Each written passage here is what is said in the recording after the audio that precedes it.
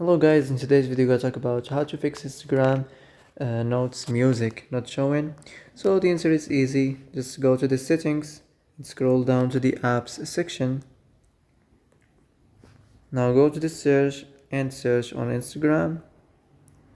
Next, go to the storage, and as you see here you will find this clear cache option. Click on it.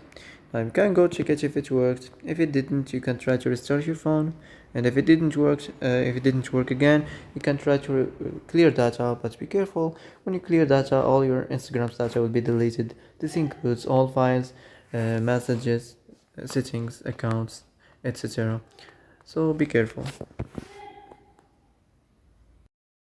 So that's it for today's video. I hope this is the answer you've been looking for.